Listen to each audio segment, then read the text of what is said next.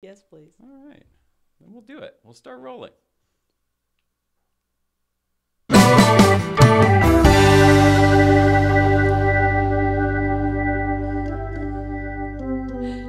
Yes, yes, yes. Hello. Hello, everybody. Good afternoon. Welcome. Welcome. Hello. Gee whiz. It's a black screen still. There we go. There's everything. Hello, everybody. There, we have a camera. Forgive me in typical fashion. It's just too much for me to do. I have to figure out some way to simplify all this. And I'm saying this in front of you because you are an actual, you've produced these shows in real life on television, etc. So you know what I'm trying to achieve and then what it actually takes. There's usually like 150 people doing what you're doing right now. Thank you for saying that. I've been trying to figure out a polite way to say that you're doing the job of a ton of fucking people, and don't be hard on yourself. Yeah. Well, I'm not. It's one of those, you know what I mean? I want to at least address it. Let everybody know, hey, look, I know, but we're getting better. Don't want anyone to think it's lost on me. That would be such a shame. Of course, I'm the only one that probably sees it anyway. No. Hello, we are here with Kate Post Spitser. Hi, everybody out there. And Well, let's tell people who you are, but let's tell people who you are to us, because first of all, in addition to being a talent booker and a talent producer and you've produced many shows. I mean, in addition to all those things, you're somebody who's incredibly special to Mrs. Ryan and myself. And right. Take the. Mrs. Ryan, I met Kate through you. How did you guys meet? I was thinking about this last night. Oh yeah, I think it was when I worked at Ellen. Did we work together before Ellen? Here's the thing. I feel like Probably. I'm pretty sure we did, and I'm pretty sure that I met you in the funnel of what was one of the most chaotic parts of my life in like '02. Mm-hmm. So wherever you were then is probably where I would have met you on the phone at least. And then we would have like done the Hollywood shit of like, let's get drinks and dinner. Yep. I think that I'm pretty sure it was either, I'm pretty sure it was when I worked at Ellen, because I was on the phone with Nicole pretty much every single day for an entire season. Oh yeah. Yeah, because we had a lot of their clients on our show. Mm. And there was always, just craziness going on. Back when the show was new. I was just going to say, that's when Ellen first started, right? Yeah, when it was at NBC. I was the talent booker the first season launch year. Okay. Yeah. Crazy. Yeah. You lit that rocket. It was, nice job. We all did. It was a group effort, but it didn't take a lot of effort in the sense that everybody loved her. I'm so excited that she was doing a show. So that was really... That was a good saving grace. Yeah, that was wonderful. My board was always full. It was really a pleasure. Well, can we go back a little bit further? Because I am wearing this shirt today, and this was sort of in celebration of your visit. I am so happy. I had it on temporarily last week. So it's sort of clean. Oh, no. It's been, right. No, I mean, I had it on temporarily when you were supposed to be here last week. Right. Oh, yeah. I actually, let's go back. Sure. Yeah, let's do this. Well, I want to say, because last week I had to leave you in the lurch, which I apologize for. And I brought you something as a token of my, because I know what it feels like to have a guest back out on you last minute. It's happened to me before, which is why I do recommend you get a few pre-tapes in the can. You know what? Go ahead. So you can roll those in whenever you want. Start banking those, because that really is the guest booker's saving grace, is having, you record whatever and you keep whatever outfit you wore during that interview, and then you can. Sounds like a lot of work. It's funny because all of a sudden she's giving us all these old school tricks that don't work anymore, because everybody can see through your bullshit, and that's one of the reasons we're doing this, is to pull back the curtain on all the bullshit you guys have been pulling all these years. Yeah. So go fuck yourself with your little fucking producing tips. You can get away well, with on that note, I'm going to go get my little present for you. So anyway, my point here is I'm very sorry I had to back out, but you would not have wanted me here. I was like this. I was like, please don't be. It wasn't an issue at all. But we were so happy to have you now. I got you something to show you that I'll always be here for you. Okay. And if someone ever backs out on you again, I will always be here for you. Okay, I'm liking where this is going. So, all right. Should be able to handle this. Oh, I can't believe it. Should we put the more to come up? It's the first time we can actually use that. More to come. Yeah, there's a lot going on that phone. Let's see. Oh my my God. And it's the same outfit. It's the same outfit. My. This is ridiculous. Yep. Oh, you're the greatest. Okey-doke. So you can It's the best thing I've ever pin the seen. tail on the Kate with this. You can throw darts at my head. You can just love me. Unbelievable. And anytime anyone doesn't show up, you can bring me out and be like, it's a no-show day. This Oh is my God. unbelievable. You're going to see that a lot. Absolutely love it. I was over there playing cameraman. I absolutely love it. That is a riot. me here? Yes, that's exactly where you belong, and that may be where you live, actually. And is it life size? You seem to be stand up straight. Oh, it's absolutely perfect. That It's is. life size. Oh, and in fact, I want to give a shout out to the guys who made it for me. Because the guys at ADI did this for me. You know my friend Mikkel. Well, we'll make it a 3-shot now. Yeah, perfect. My friend Mikkel Jolé's brother Tony works at ADI Graphic Printing, and Is he one of the ones that did this? He did this for me, complimentary, in exchange for the plug I just gave. So, well, that's incredible. If anyone you know ever needs something like this, contact me and I'll refer you to Tony Jolé. Beyond that, please leave the information here because I have a feeling that will now become a staple of the studio. So, you definitely will. I will. I'll leave you their card because I actually cool. I'm worried I just said the name of the company wrong. I have. Do you want to check or? This is what podcasts are about. We'll fix it. I'll just make sure. Let me just check. Yeah. That'd be so embarrassing if I was like, sorry, Tony. It's like some completely other name. I love it. I was right. I did it right. Oh, after all that. After all that, I keep getting it. God, that's fabulous. Yes. Okay. ADI. Yeah. ADI. ADI, Digital Imaging, which stands for RAT. It is a little weird for me right now because I see 3 of you because of the monitor, 2 of Nicole. It's a really bizarre kind of situation. It's a lot of ladies. Anyway, I'll leave that. That's not his name. That's Alex, who is one of his colleagues who I know as well. But anyway, thanks everybody. Sure. And made my we'll figure it out. Like Nicole said, we'll put it up somewhere.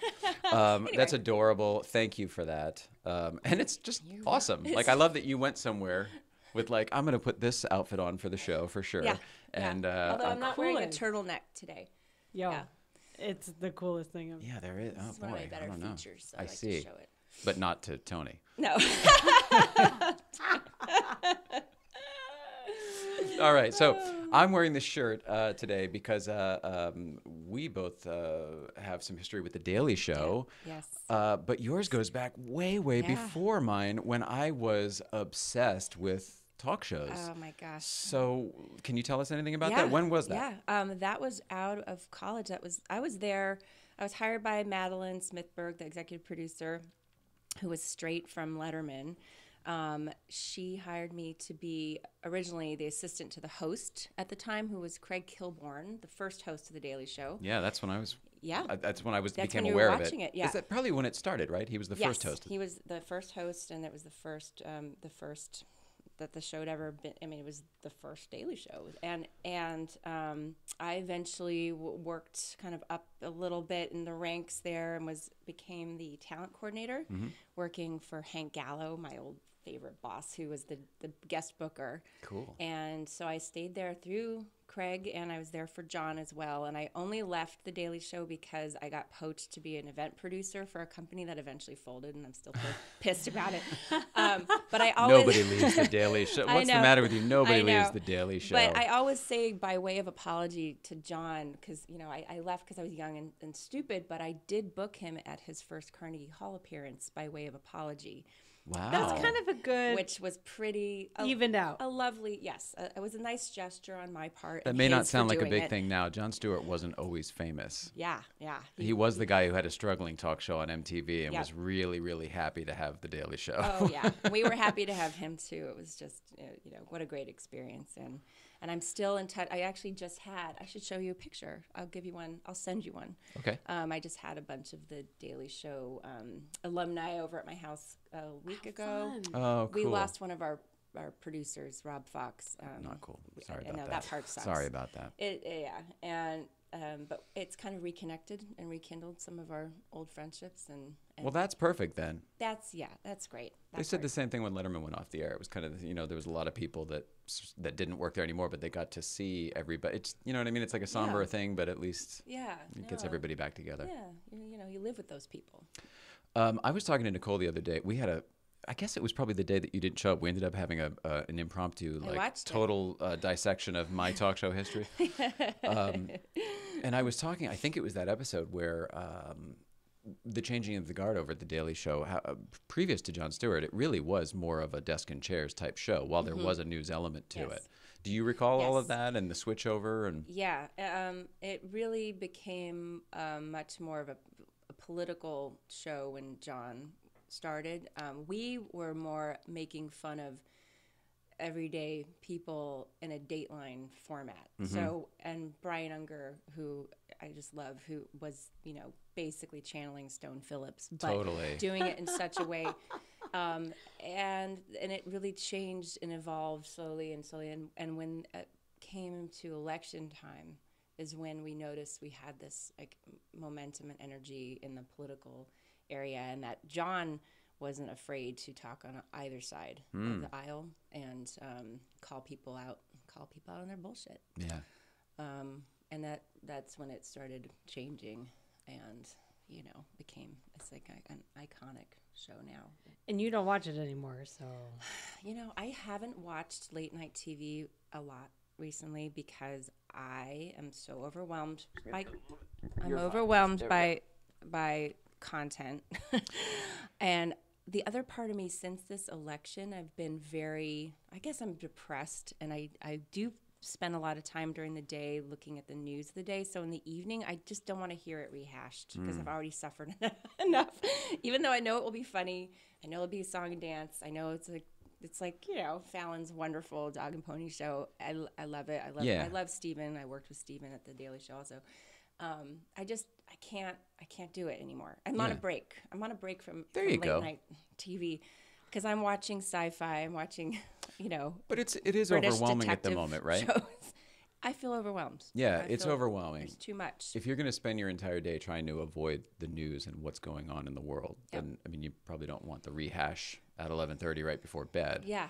Exactly. That was kind of in the old days when you wanted the news and like, give me the news, give me the news. Right. And, Yeah. let me just get the news. This will be the last news before bed, and it's entertaining. Absolutely. And especially when you've been making a show every day, you want to go home and see that show and then the shows that precede it. And, you want to see what everybody else is doing and be, really connected to those time slots. I don't have that drive anymore, I guess. Yeah. Not sure why. I think I'm just, like I said. Well, do you think it's you or do you think it's the landscape? It's a combination. I mean, I feel like it's sure, but I think that you've probably changed hybrid. Because of the landscape. I've changed because of the landscape. I've also changed because I'm older. I can't stay up that late anymore. Well, yeah, but there's the time slot has very little to do with anything these days. I know. These days you can wake up in the morning and watch everything that you miss. But I think it's the landscape and just looking for more creative outlets that are less formulaic. I'm really into, that show Dark. I love Stranger Things. I love Broadchurch. I'm watching a lot of things. Well, you're all into scripted stuff lately. Escapist stuff is my new jam. And, I will still always watch comedy, and I will always watch SNL, and I love sketch, and that part of me is never going away. It's just I'm taking a break. I don't think there's anything wrong with that, and I don't think you're alone. What about you? What are you watching at night? Well, I don't watch any late night television anymore for similar reasons. They're similar in that way. My issue is trying to think of how to say this stuff politically. They're all the same. Mm-hmm. I find that, it's tune in to see how outlandish Kimmel was to Trump tonight, and then tune in to see how sensitive Jimmy Kimmel was tonight. Like, all right, I get it. Maybe it's the marketing that's keeping me away from the shows, perhaps. Maybe it's so inauthentic and ingenuine that I just can see through it. Like you were saying that Jon Stewart could see through the bullshit before. I don't know. But I'm not buying what they're selling anymore. Yeah. I'll tell you that, which is one of the reasons we're doing this, to show people that there's another way. I'm hoping someday, I'm not saying that I want to host a show, but I have developed a show that I want to produce, very much so. So this was one of those ways of like, look, guys, there's other ways to do this. Right. Well, know? that's the And it's the good old part. way, by the way. Right. I'm not reinventing the Right. wheel. No, you're going back to the beginning. And what's nice now about all this technology and the way we can do things, you can do more grassroots projects, and we now have access to so many different things. Where, 40 years ago, 50 years ago. I can barely hear you, Kate. Oh, really? Yeah, now I can hear you. Check. How's Put that wherever you want it. Okay. There you go. I feel like I'm leaning like this and hunching. Do you want to take it? I'm sorry for the hunch. That's okay. You want a different chair? No. The first person who's complained. I'm so sorry. Oh, I'm never coming back. Barely made it this time. So Nicole, what are you watching these days? Yeah. I actually still watch The Daily Show and Colbert, but I took a break for a long time, a bunch of years from The Daily Show, and from everything really. But someone asked me once, like, why I watch those, and I watch them skeptically. Like, I watch them how I smoke pot. Like, I don't smoke pot to disappear and to get high. Like, I smoke pot to work through my neurological shit and make it connect differently. So I think I do something similar with the late night shows. So watching someone like Trevor on The Daily Show, who's refound his way to being more of an indie guy in that landscape somehow. Whereas Colbert is a great talent, but he's definitely but he's owned by someone, and that comes through. And it's very political in that it's anti-growth of everyone. It's just divisive. And so I have a hard time getting fully behind that and supporting that when people say that to me. Because, like, I have to agree, but I agree with the points usually, but it's a lot. Yep. So... It's a great point. Yeah. You never know. But everyone's got different things.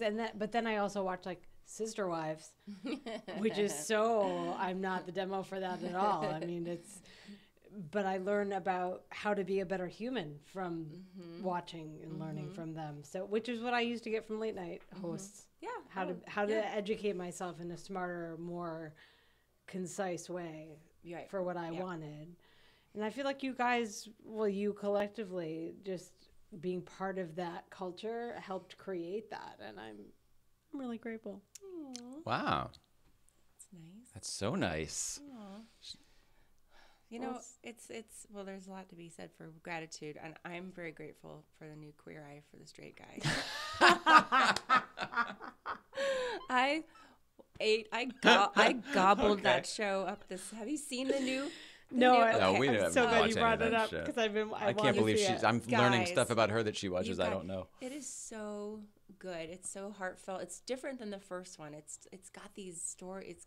You just gotta watch it because it takes the most redneck guy and turns. You're not his the life first around. person who's mentioned it on the show, so I mean, it must be something good. I can't see. I mean, there's not. Who has time? I made time. That's amazing to me because you're married. You have a daughter who's growing up faster than I can believe. She goes to bed at 9:00. I go into, and that's when all the fun begins. Oh man, that's when I go into learning mode when we. My life's very boring these days, but because I have so many things I do like to watch, my kid goes to bed, and then I'm in my bed with my laptop watching Queer Eye, Straight Guy, and Broadchurch, and Stranger Things, and there's The Crown. I love The Crown. There's so many amazing. Handmaid's Tale. Have you seen that yet? There's so many great shows right now, and that's part of the being overwhelmed is I'm committing to most of them. Well, no wonder you're overwhelmed with content. So it's my own you've fault. gone through a shift. Yeah. You know what I mean? But I think that's one of the reasons that long form content is working is because people they need a break. They need a break from the fucking this crazy frantic lifestyle with their devices and their screens and their fucking cars talking to them, and I mean, like, everything is just so nutso that all of a sudden sitting down for an hour and watching something with your phone in the kitchen or whatever, it sounds awesome. It is really nice. I unplug that way. That's how I unplug. And my husband, Andrew, who you know, he goes into the garage and plays the guitar really loudly. And your drums, you have to come visit your drums. I would love to. Yeah, they're still yours. They're being This seems to be a common theme. Another one of my old drum sets popped up recently in exactly the same condition it always was, and it was an incredibly warming Sarah, yes, we should talk about it. Sarah, thank you for being a wonderful new owner to those drums. And Kate and Andrew, thank you for being a lovely owner to those drums. They're beautiful. They make our drums. music studio look nicer. They make it look like really more. Really? Yeah. Oh. They're so shiny. Well, it was your music studio that got me, that made us get that That night inspired us to be like, what do you want to do? Just do it. You've always been like that to me, and I'm so glad I get to say that to your face. Oh, Thank you. It was that and something else. I just sat in somewhere, or... Did you come to one of our shows? Oh, no, it was New Orleans. New Orleans, It was New Orleans. Did we tell you about that when he played with Craig and didn't have sticks and used chopsticks? And yes, I do know that story. Banded together. Tell that story. It was... Have you told that yet? No, we haven't. I don't think we have. I mean, it's not that great, but the gist of it was I hadn't played drums in a long, long time, like 20 years or close to it, if not. And it was the Hot Tub Time Machine 2 rap party in New Orleans, and Craig Robinson hosted it at like a lobby bar of this hotel, the Saint. I don't even know if it's still there, but the Saint in New Orleans. I want to mention them because they took very good care of us, and they ended up giving us a room to stay. Whatever, it was awesome. But he was just, he's a showman and he plays the piano, and that's part of his act anyway. So anytime there's a piano around, he's going to play on stage. And in this particular case, it was like, oh, that's the plan. I'm going to have a party so I can go play the piano and host, and we'll all have just the grandest time in New Orleans and whatever. Well, it was a nice place, so they had a back line, but they didn't, meaning they had a drum kit set up, but they didn't have any sticks or cymbals. The hi-hat was there, however. So I said, well, that's enough. So I just need the sticks. That's all I need to conquer. And then, so we went to the manager of the hotel and said, well, do you have any, I went through a bunch of different things. No. And finally I got creative and I said, well, do you have any chopsticks? Do you have a bunch of chopsticks? And tape? Do you have chopsticks and tape? Because if you have chopsticks and tape, I can make hot sticks and we're set. We're golden. And that's exactly what they had. So that's what they gave me, and I made some hot sticks. DIY. And and then sort of, kind of meandered up sort of behind Craig while he was playing and didn't really even know it. And then just sort of came in behind him, and he looked over and was having no knowledge that I knew how to play the drums, or at one point in my life was quite good. So it was all of a sudden I was just kind of like, hanging. Who are you all of a yeah, sudden? It wasn't great, but I was able to hang, and obviously the drums added to the piano in a big bar. You know what I mean? It just kind of changed the energy of everything, and then all of a sudden the party took off, and I did like 6 sets that night. It was a blast, and then everybody else started sitting. It sort of started a big jam, which was really cool.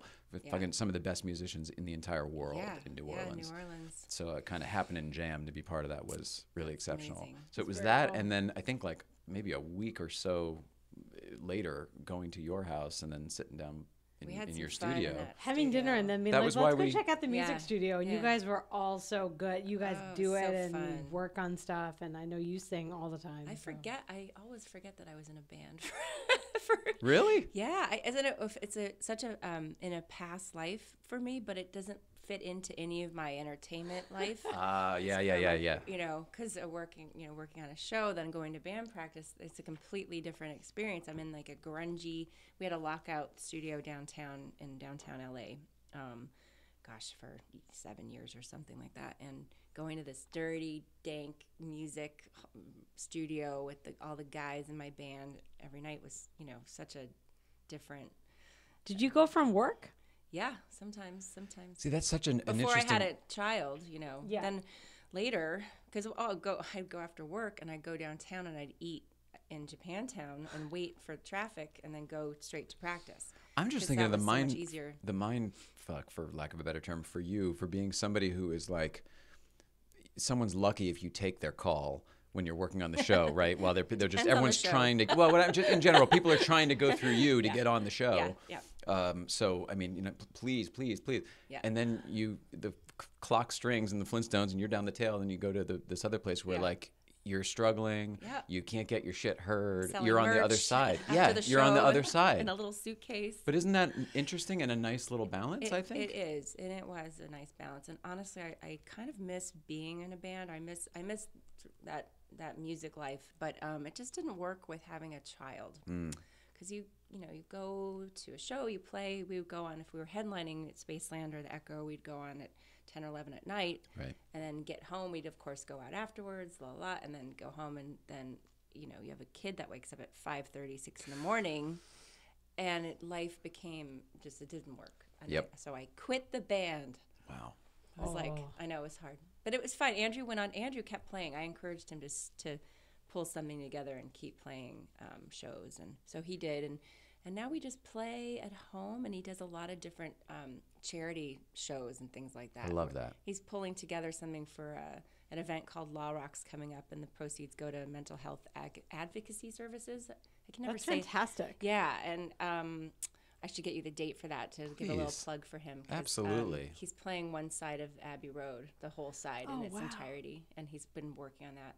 He's been working on that, and he's building an art studio in the corner of our property, which is so weird because he's not very handy. So I'm admiring this side of him. I don't know what's happening. Yeah. Is he maybe embracing a new side, or maybe something that was always in there, like I'm doing? Yeah, maybe he's come out of the midlife crisis phase, because we all go through that. I mean, I've been that sort of in that rut myself. Sort of, where's my creativity? I'm not using it enough, and I'm feeling that coming back. Hence, I made you a life-size. I still can't believe it. It's pretty rad. But that shows you're back in the pocket. But that's such a full talk show move, right? That's a full pro talk show move. That is not something you do. All right, so for the podcast, then I came and brought a prop me. Yeah. Wow. I think that goes to show that we are making a TV show versus a podcast. Oh, you know what? Actually, can we mention that too? Yeah, I wouldn't have done that if it wasn't for the visual. Right? Because absolutely. Why? Oh yeah, good point. So if anybody ever listens to this, it's a very good point.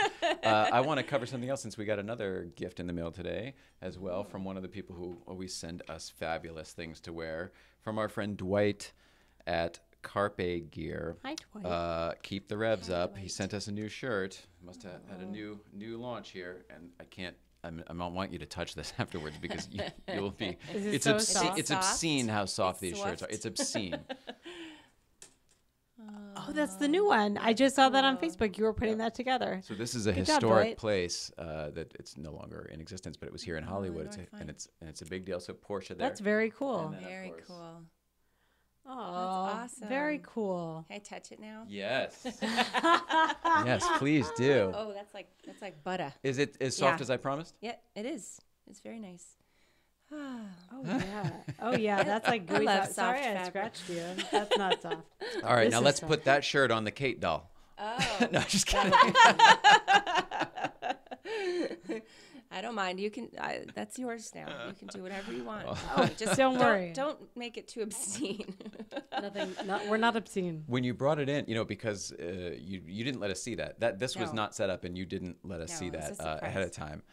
But when it was all wrapped up, it was clear that it was a standee of some sort. Yeah. I was convinced it was a mermaid. Oh. Because if you look bottom? at sure, it's flared out at the bottom, or at least some kind of crazy dress or something. That's so funny. Pretty good. Pretty Kate good. The mermaid. Kate the mermaid. That's me. Holy crap. I don't mind lulls, but is there anything you want to talk about? Because we haven't seen you in forever, and I want to make this not. I mean, I don't. You know what I mean? Like, I don't mind talking about personal stuff if you feel like it. It doesn't need to be all pro, but we can keep it pro too. We can talk off the air as well. I do want to talk about something which has to do with Nicole's MS, and my mother had MD. And I think people need to start getting their disease acronyms right, because people would always say, oh, your mom has MS, I'm so sorry. And I'd have to say, no, it's MD, like dog, and it's muscular dystrophy, this and that. Well, that's what I go to Jerry's Kids, just because that's what's not that's because it's proper, common. But that's what you sell it to somebody else. That's the most common strain of muscular dystrophy is the Jerry's Kids. My mother had a delayed onset version. She was diagnosed when I was 13 and had it throughout her life and deteriorated, but lived a lot longer than they said that she would, and she just fought and was awesome. She got to meet my daughter and go to my wedding and all those important things. But I just wonder if that happens to you, do people say the wrong thing to you, and does it bother you, or do you just gently educate them, or how do you handle it? Because I used to get pissed, and I don't know why I got so pissed. I think I got pissed because she had a disease. But yeah, that's probably but part of it, right? I think that's part of it. Because we don't know what we're doing at the, when we're going through it. Right. I react very poorly. I did. I think I'm getting better, but I definitely had that, like, don't you get it? Yeah. And no one gets it because if it doesn't affect you, why should it? Right. And I finally had to grow my compassion meter to be like, it's okay that they don't know what's wrong with you. Right.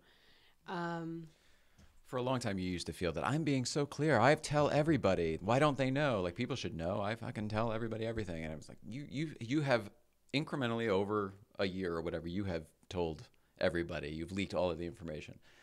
But people aren't paying attention to any of that. Like, if somebody if a PI went through and looked at all your posts, it'd be like, yeah, this girl's sick. She's going through something. Right. There's a problem here. But other people have their own shit, right? Yep. And this is something that we both ran into when we were sick with the why don't people know? Why don't people know? And it's just what we finally realized, I think, and learned is that like people don't know shit unless you tell them, and people aren't going to help you unless you ask for help. And just all of the stuff the humaning stuff, all the adulting that you learn when you go through something. Yeah.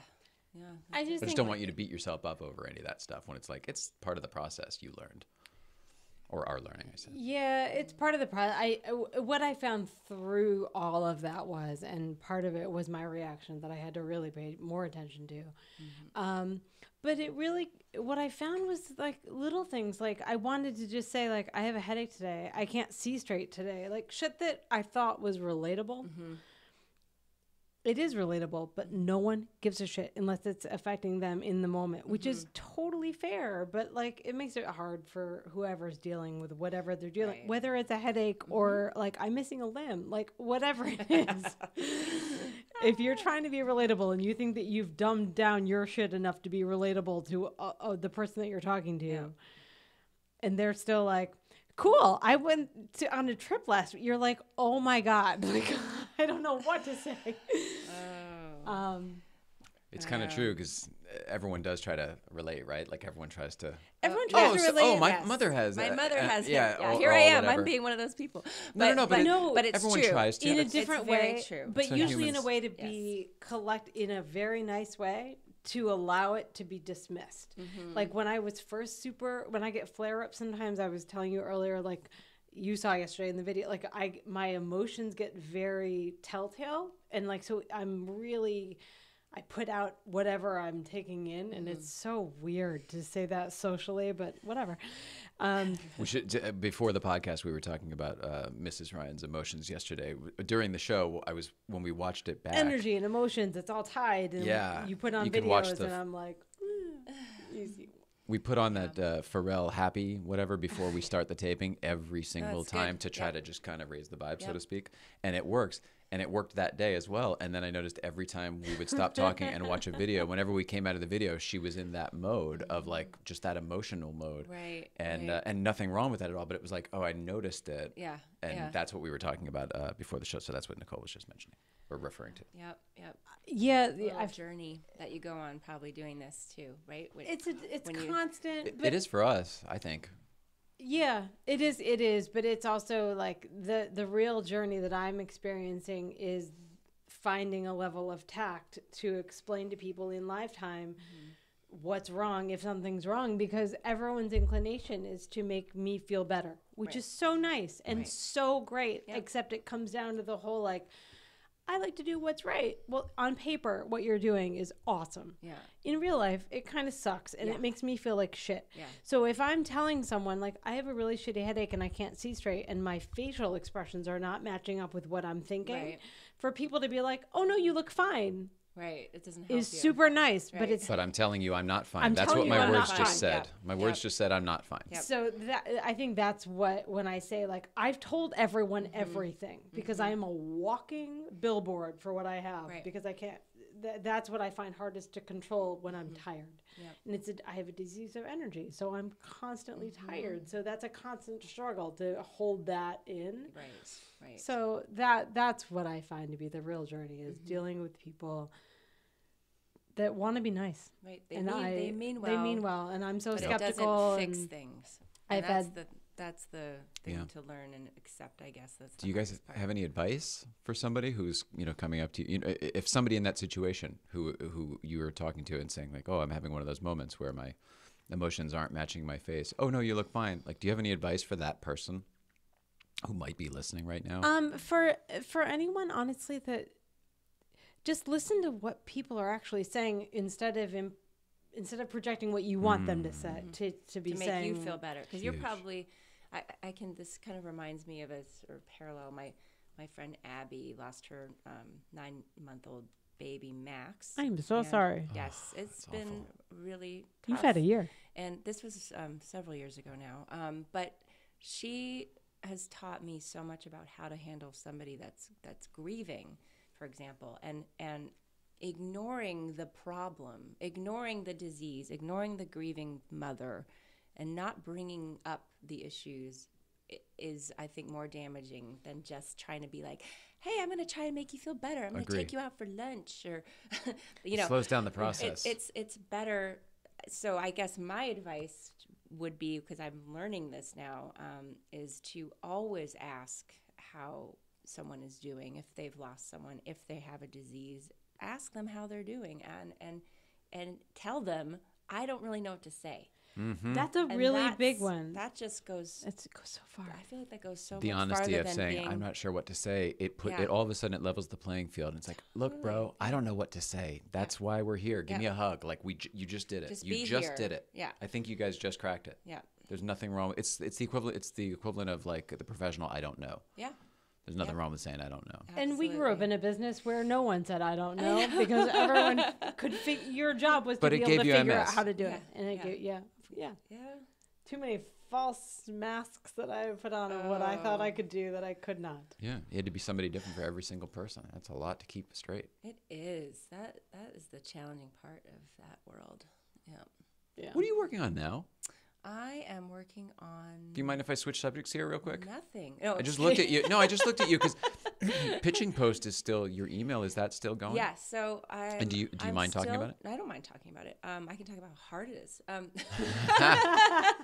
So because we talked about doing something together one time. You didn't have time at that time, but so you have been busy with it. So I worked on, I worked on the new Battle of the Network Stars reboot on ABC last year, and I worked on Chopped, the celebrity. So I've been still doing celebrity talent booking on different shows. And on the side, I started my own development consulting company where I look at projects and scripts, and I make edits and notes, and I help them with their pitch packets and that sort of thing. And then I also am able to shop shows to different networks that have approved me as a legitimate person to shop a project, because you can't really do that. You've got to get permission. You can't just send your ideas in. Unsolicited materials is what they call it for the people that don't know what we're talking about.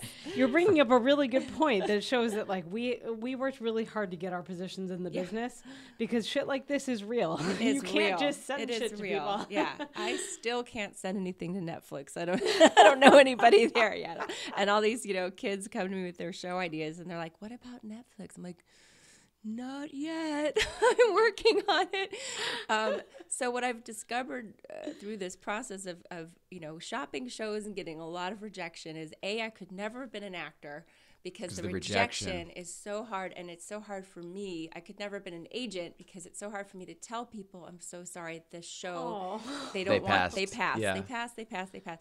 So yes, Pitching Post is alive, but I'm never going to make any money. Until I sell a show, which, as we all know, takes forever and years and years and years. So what I'm looking to do, because I do have so many writers and creative people that come to me with their show ideas, I'm looking to go in-house somewhere so I can focus on one brand. Doing development. Doing development, and that seems like it would be a good place for you. I think so too, and I've interviewed at the VP level for development several times, and I just came in second each time. I'm like, I must be doing something weird in an interview. Like, I must look nervous. I look at the other route. I go, if you're getting to the final run each time, then that's the role for you. That's true. Then that's the job for you for sure. You're right, and I need to not be so hard on myself. But Take your own advice. Sorry, I'm just Take your own advice. no. Sorry, just from a perspective standpoint, Yeah. if you're getting to the higher tier every time at a VP Right. level, then that's where you're playing in the right Something field. will happen. Yeah. Something will happen. And I've just I freshened up my resume, which was very hard for me because usually I just get called and booked on Yeah. a show. Are you Yeah. available? Great. There's no interview. I know I've this one. coasted for 15, 20 Yeah. years. There's an interview here and there, but usually it's just on pure merit. And Oh, there's and no resume or I've anything though. It's enjoyed like it. come They in go and to meet with us. IMDb and Yeah, or come meet for coffee and we'll sit. Right. Yeah, Let's have a glass of wine somewhere. And okay, well, can you start next week? Sure. perfect. And I've done that for so long and coasted for so long. This is the first time in my career it's been very challenging because it's when you're 44 and you've had a pretty good run of things and you're suddenly trying to reinvent the wheel a little bit. It's tough because there's some ageism. Yeah. There's, she's a mom. She's going to want to leave at, 5 o'clock. Well, yeah, fuck yeah, because I'm raising an awesome kid who is going to be the future. And sorry, there are problems with trying to get back into a full-time kind of more corporate position at an executive level when you have gone through, this change of becoming a parent. And so Can't tell if you want this job or you're trying to put the roadblocks between you and the job. I think I'm putting them there to make myself feel just like I'm trying to. It's hard to explain, but I'm nervous about leaving the freelance life for the in-house position, but that's what I really want. So I need to commit to that. Seems like change. you have some stuff to reconcile in I here, need to go and to then therapy, when you do, so well, that's why we're talking about this stuff. That's why we're here. We can see it on your face. That's why I brought it up. I was like, let's just poke around here for a sec. No, it's really interesting. It is interesting. It's my life every day, and I'm just not used to being in this position of. I know it's a power position I'm trying to get into, but I feel weak trying to do it because I'm so spoiled by my success in the past, and that's something I'm sure a lot of people grapple with. I'm not alone in this. In fact, I'd love to hear your experiences. Comment below if you Comment below. Like and share. like, listen, and subscribe. Yeah, apparently we should say that more. I know. And I don't want to. I'm like so fighting. I think what it. I need to do is make a card to throw up or something because I am not comfortable saying that. Like, and we need to because people are saying like, even though our subscribers I guess have been going up quite a bit. Like, there's not a lot, but like 350 or something. Yeah, but people are watching you. Yeah, but I guess there's things we can do that gets the numbers up, which then makes other people give a shit. Yeah, because I don't give a shit about the numbers. A lot of that is smoke and mirrors, and people hire companies to like boost all that, and it's just a bunch of bullshit. That's why I'm not playing. But that's what we're not I doing. don't care.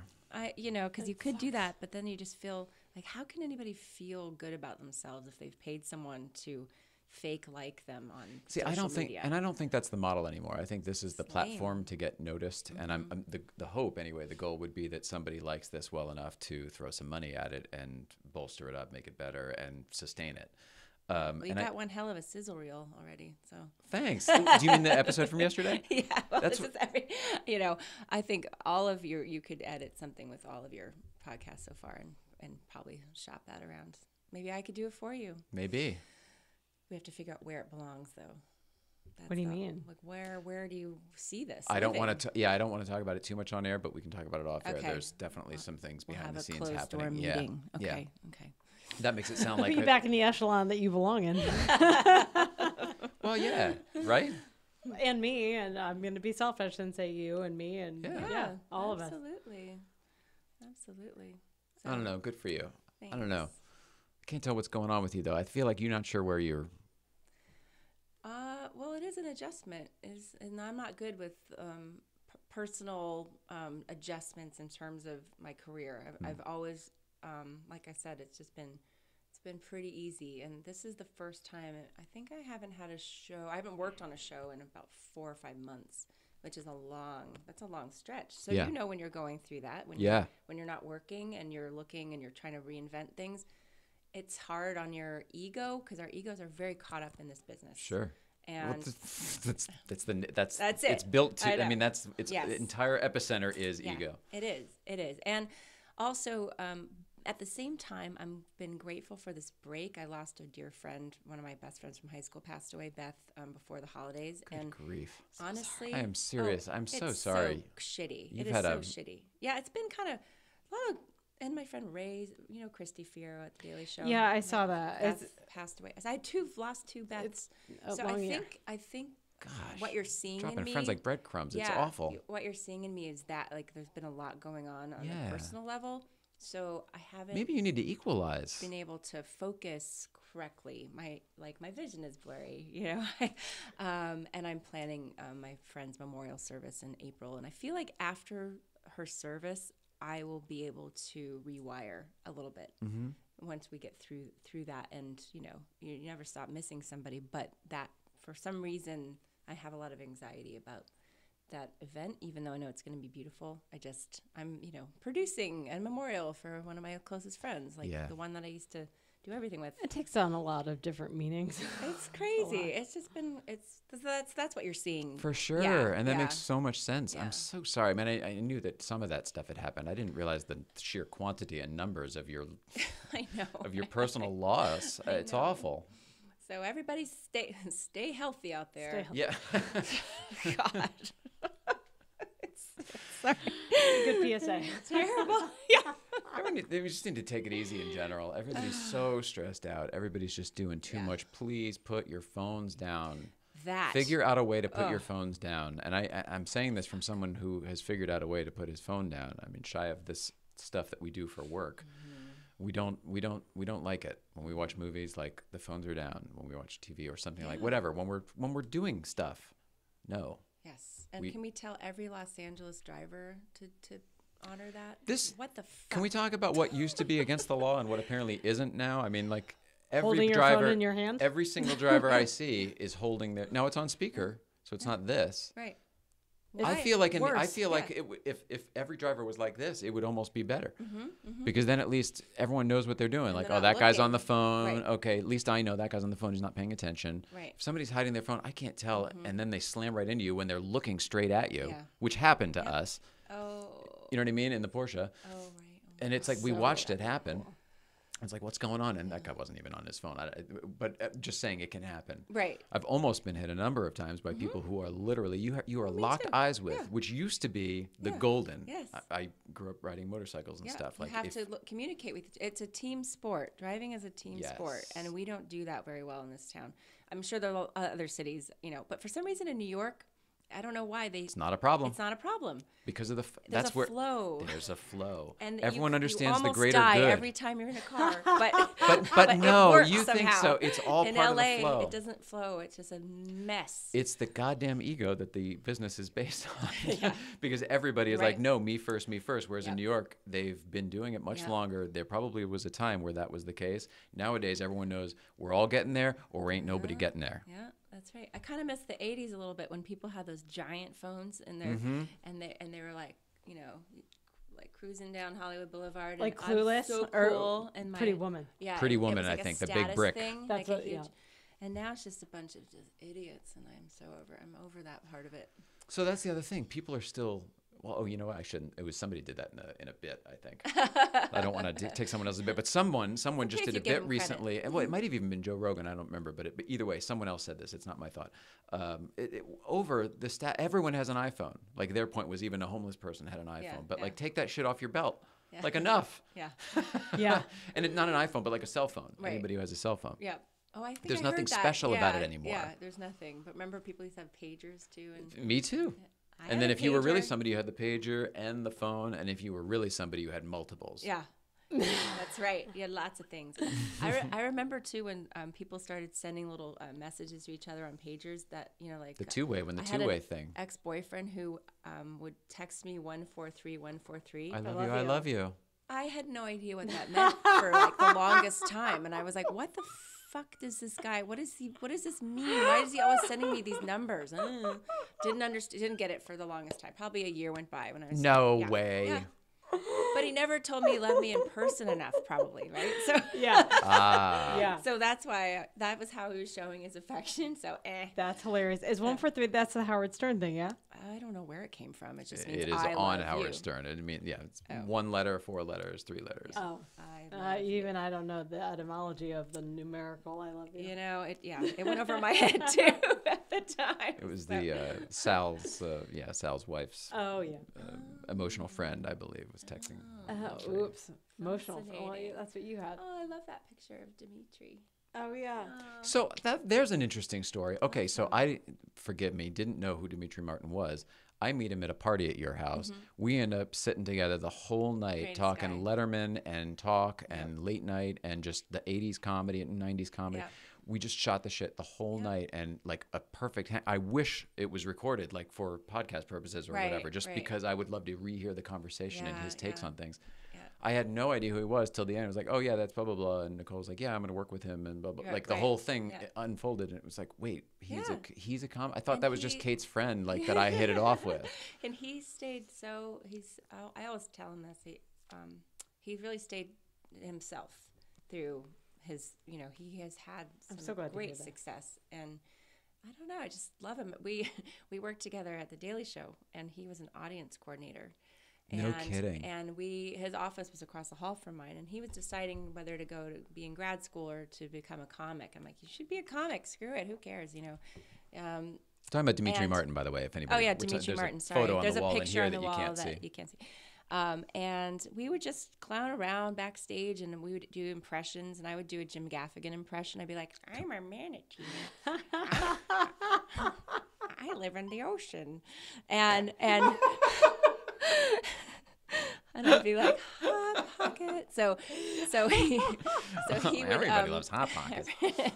And one day, you know, part of his job was to hand out walkie-talkies on the show, you know, before the taping. And one day he handed me my walkie-talkie, and he'd taken off the label. It said Kate, and it said manatee. And it stayed like that for as long as I can remember. So you knew he was meant for comedy. Yes, yeah. That's And he appreciated my Jim Gaffigan impression, which is, you know. Yeah, I do too. That's the real comic. Yes, I'm I a love it. closeted impressionist. You worked with him too, didn't you? Yeah. Gaffigan? That's funny. Ran through half my right. roster. That's right. I know, that's right. That's what I love about it, though. Everyone's connected in that world, Yes. and I miss that horribly. But it's, Yeah. you know, so there's even just like when I went out to get outside to get you earlier, like there's like a million things literally flood my brain of memories that we have together, and like. I know that we had dinner one time at the Four Seasons, and you were like, someone's going to fall in love with you. I was cutting my meat all in pieces, and you're like, someone's going to fall in love with you for that. I'm like, I've never forgotten that. But just all these pieces are connected because I know that was an award show weekend. Like, That's an adorable comment. Like, look at that cute little weird quirk you have. Oh, Someone's yeah. going to fall in love with you for I that. was apparently a That's adorable. nutbag way back when, but We I all- met fun people in comedy that Yeah. appreciated That's right. We appreciate proclivities. We're all nutbags. I actually met my husband at your birthday party. Oh, that's with Mikel Jolet, who's Tony Jolet of ADI. It all really His comes full brother circle. was dating my friend, and then thank you, and then that's the wrong name. That's anyway, and Look, if you're going to bring the wrong card, you can't expect me to hold it up well, properly. Tony without wasn't there blocking out today your- when your- I picked it up. It was Alex was there, which is fine. But I met my husband at your birthday I party. love that. And it was after I worked on Mad TV for 3 wonderful seasons, and it When was that? seasons 10, 11, 12. So that would have been 2003, 2004, 2005, 2006. Oh, no kidding. Yeah. Where did they do Mad TV? Well, it was at Hollywood Center Studios at the time. Okay. And Sorry for the no, sidebars. that was my favorite. You know, I loved my time at the Daily Show, especially because I was young. But working on Mad TV to this day was my favorite experience Okay. on a job, because that was when sort of the development stuff clicked for me, because I got to go to the table reads and be part of more of the creative creative process. when they'd have a sketch, they wanted to have some random person on, can you get us Danny Bonaducci and Sean Merriman from the San Diego whatever football team? I'm like, that Danny was Bonaducci was on a football team? No, just Sean was. Okay, Sean Merriman. I see. But they were able That's to why you were good throw at it. things at me last minute to fit into the sketch that weren't the celebrity portion of the program, because we had to book a known band or celebrity for the show, just like every other show. They demand those things. But Mad TV, if we couldn't get the person we wanted, the cast could play the person we wanted, and that was, to me, just there was so much freedom in that. And when we did get someone to do a stunt casting bit, it was fabulous. But oftentimes it was so much better to watch the cast play some of these crazy people. Yeah. I love that show. I totally sidebar you from where you were gonna go. Do you want to hit that or No, sidebar away. No. I mean, this whole thing is a tangent. The SNL got. I mean, last year, the election year, they had such stunt casting, more than I'd ever seen on SNL. And I don't put the former cast members into that category. I feel like they get a pass.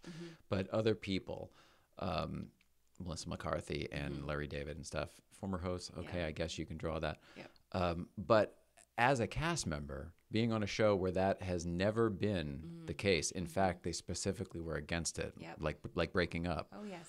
I don't know how that would make me feel in today's, especially when it's so much more competitive, when everybody wants to do this and everybody has the means to do it. I don't know. It was kind of a weird thing. It battle at that show at Mad TV. That was that was a thing. That was a certain writers, and cast members knew they could play that person better, and we would just literally spend all this time trying to get this celebrity person or a reality star, whatever we needed. And it would probably be funnier with your guy anyway, or your girl anyway. Yeah, it was a lot of time and energy wasted in misdirection. Right. Waiting for their availability and interest, whereas we could have already been done with the sketch, And I got that. I completely understood that side of it, and I kind of played I was a diplomat about it. But we also worked with celebrities and wrote sketches specifically for them, and that was a different animal. That was, on purpose. And some of them are great, Some of them Would you ever do that just to kind of get a little something going on? Do what? Orchestrate something when you've got. I don't know. If you've got a celebrity in, I'm trying to think of SNL when they would have, the Joe Pesci show, and then they had Joe Pesci come in one day, and they don't tell. Yes, they don't tell. Tina Fey calls that a sneaker-upper in her Brewer. book. Brewer. I don't recall doing a lot of sneaker-uppers on Mad, but maybe if they ever bring it back. Well, they did try to bring it back again. I think they asked me and Ivy to work on it, but we were working on Chopped at the time. Ivy is a partner, Ivy Lasky. Hi, Ivy. Hi, Ivy.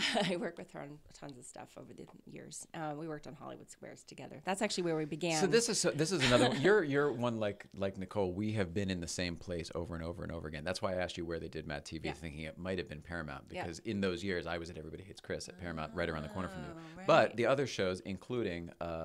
What did you just say that brought this comment up? Hollywood Squares? Yeah, Hollywood Squares. I was at TV City when they were doing Hollywood Squares. That's where we so taped, they always had the squares outside. It was the Price is Right studio where they do everything, the Bob Barker studio.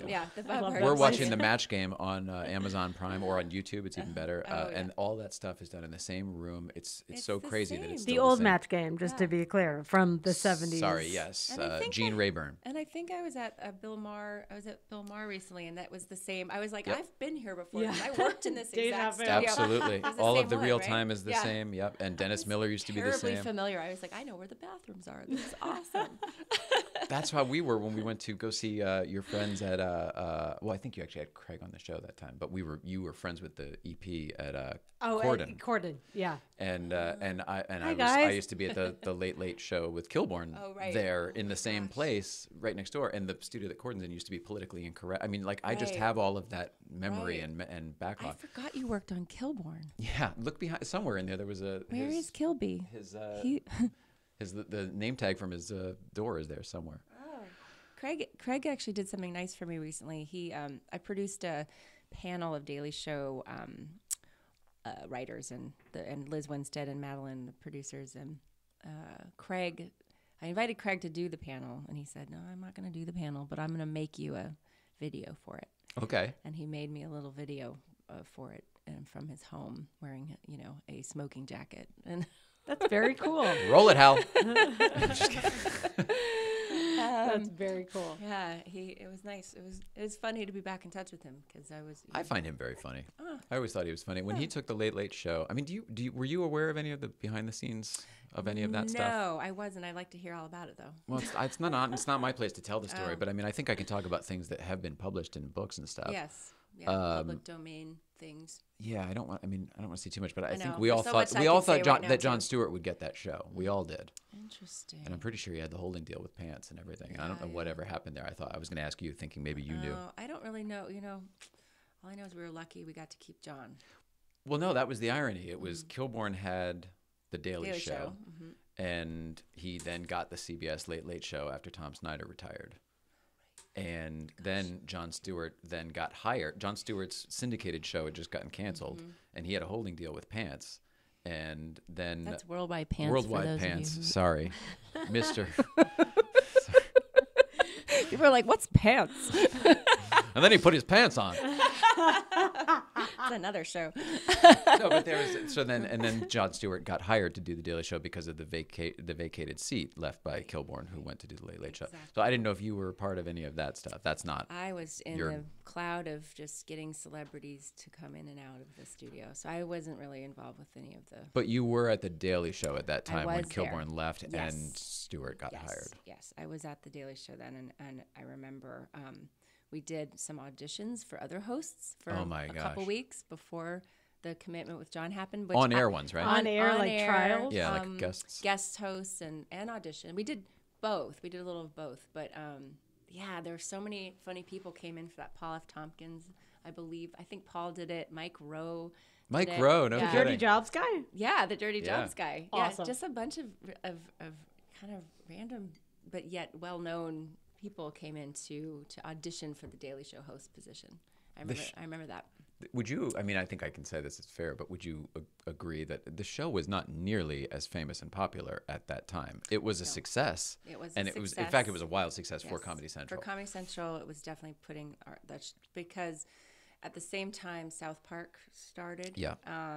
So it was Daily Show, South Park, and Politically Incorrect, and I'm forgetting something else. SNL reruns was a big one at the time. And also, what was that show? Anyway, there's a few other things going on, and it really put the network on the map in a way that I don't think it was previously. And I'm really, really proud to be a part of that time because that's what we were talking about the other day, where it's kind of like that. You're a part of it. Yeah. Yeah. Absolutely. That's stellar. Yeah. That was a mushroom cloud in the entertainment industry, if I may just dive in, because I wasn't even working out here then, but the effects of that were felt everywhere. Yeah. It's literally why I wrote my dissertation on the Daily Show with Jon. It all came out of your guys' exuberance for what you guys were doing and what the network was putting behind everybody. It was really cool. Oh, it's so cool. I could talk forever. Yeah. Seriously. I want to read that. Did you end up finding it? No. Okay. You thought you might have had it on a disc or something. I haven't opened that disc yet. No worries. Disc? That's the problem. That's the problem. Accessing that information is the issue. Yeah. I could talk with you forever, and I could talk with you forever. Yes, but we've been going for over an hour. I say we just put a pin in it and do this again sometime. I'll come back sometime when I figure out my the next step. I'll come back and celebrate with you. Okay. I like that. And we should talk off air. Or about cry some other stuff. if nothing has changed. I can cry. I don't foresee that. I don't foresee that. I don't know. Get on this train. We're going. Thank you for the. We're going forward. Thank you for that. I can't wait. Thank you for having me. Well, by all means. So you're going to come back. So this isn't a goodbye. It's just we'll see you in a little bit. Yeah, we have to get on with our day. We do. Yeah. All right. I love you so much. Love you Thank too. you for coming and visiting with us. We love you so much. I love you, Mrs. Ryan. Thank you. I can't remember if we have a guest or not, so I'm not going to plug tomorrow. But for God's sake, we love everybody, and we'll see you tomorrow. Yeah, we'll just see you tomorrow in junk.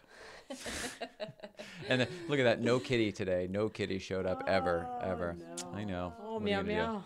That's all right. Another time. All right, everybody. Talk to you later. See you tomorrow. Bye.